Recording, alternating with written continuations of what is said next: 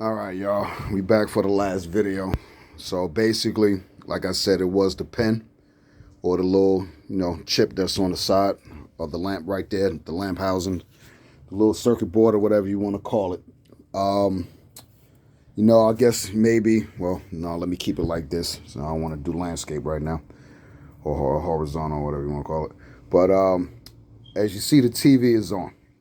And I guess the bulb was going out because the newer bulb with the old housing, if you go back to the other two videos, I guess it was on its way out because the newer bulb just got this thing looking like it's a brand new TV.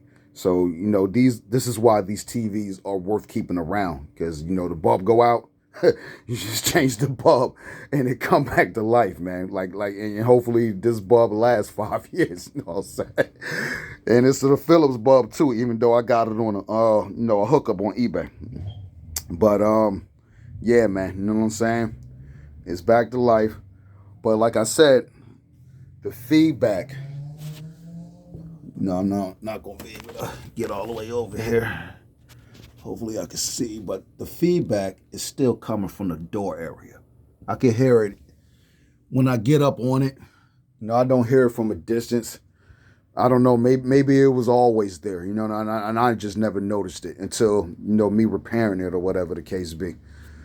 But only thing I did do, like I said about the ground, because it could be next to a piece of plastic and it's metal. So I just had some of these little, I'm not even sure where the heck I even got this from. I ripped it from something. I'm always, tearing stuff apart and keeping parts laying around. So, I just spliced the line right here. I just spliced it, you know what I mean, to get the metal out. And I took this part right here, the actual washer part or the hook ring part, and I screwed it down next to the plastic. You go look at the other videos. The black plastic that I was talking about, like, how you get this plastic part out to get to the circuit, it's 2 screws at the bottom of that black plastic, right on your right-hand side. So basically, I screwed it to the one that was closer in, because the one that's closer on this side already has a ground with something connected to it. So you just need any type of other metal to another metal to touch it. But the one thing I'm gonna say, this particular, piece of metal, it was real thin, and I just, did one little wrap around. I didn't secure it properly. And, so the hum for that is still there, but it's not as loud as it was. So obviously, therefore, meaning it is some type of ground issue with it. And like I said, I'm going to leave it like that. I'm not even going to mess with it because, the TV is back on, and I don't see no other reason to, go back there until that red light comes back on again.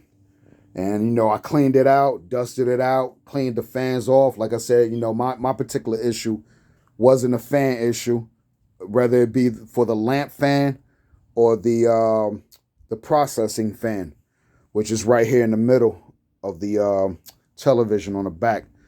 But other than that, like I said, she looking crispy right now. You know what I'm saying? I ain't even gonna stunt, man. Looking real crispy right now. You know what I mean? But if you got this type of TV or any other DLP TVs, for the most part, well, I ain't gonna say any of them. Let me just stick to Sony because I've been dealing with these for a while. This is not even my first Sony DLP TV.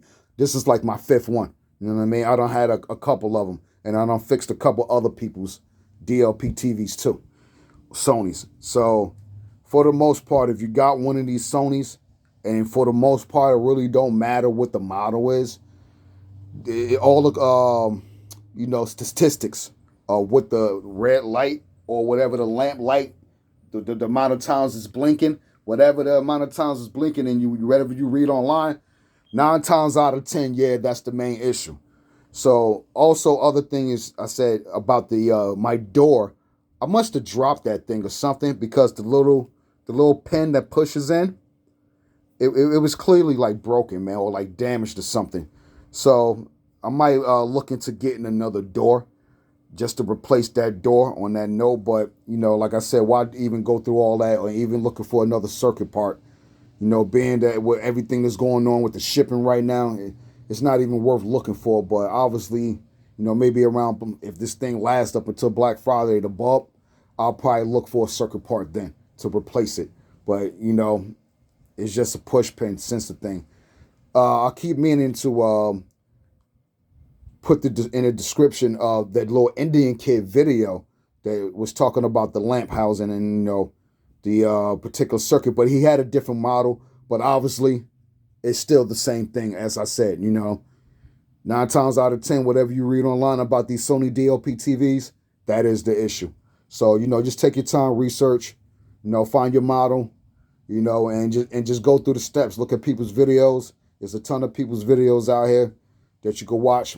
Like I said, 9 times out of 10, either video you're going to find or watch is going to help you solve the issue to keep this TV. And like I said, if you ever see one of these things on the road, whether it be this model, which I feel this, not just the aesthetics, but the amount of features. This is the best model right here. You know what I mean? The SXRD ones and the KDS particular models or whatever the case be.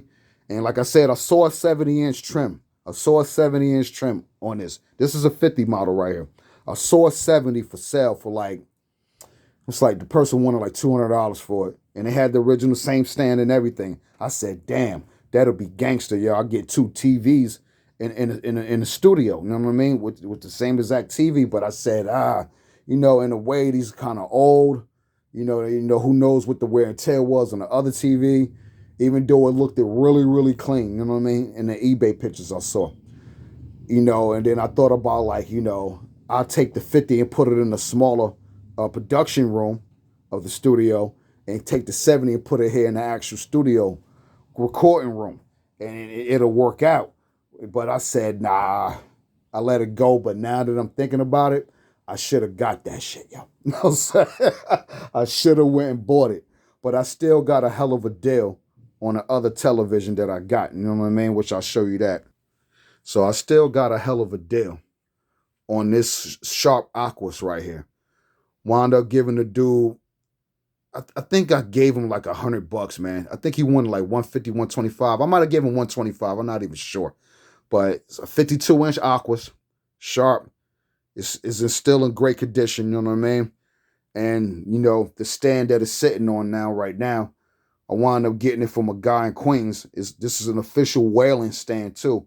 Wound up getting it for $80, man. So, it lucked up with the other TV that I had in here, which is an Emerson. And it was only about 3 years old. You know what I mean? When I got it, but after I did the homework, after it broke, and I read the specs on it, it was really a 10-year-old TV. So by the time I bought it from Walmart on Black Friday, it was already a 7-year-old TV. You know what I mean? Manufacturing-wise, as far as like when it was designed back in 2010.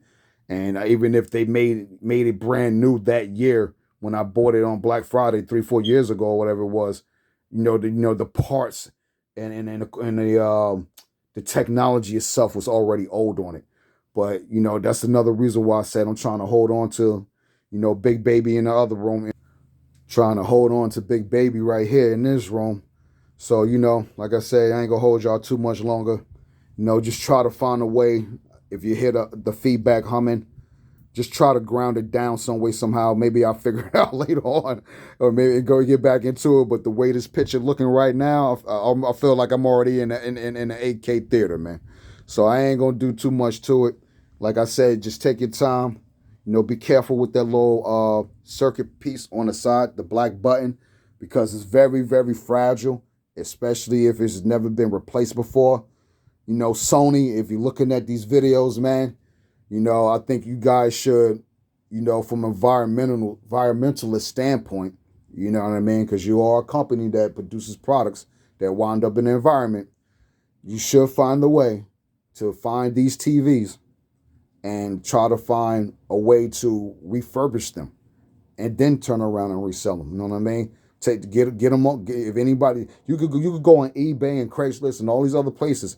People are selling these things like crazy. So when you talk about something, that's retro and worth money, you're looking at it. You done made the money already off of it.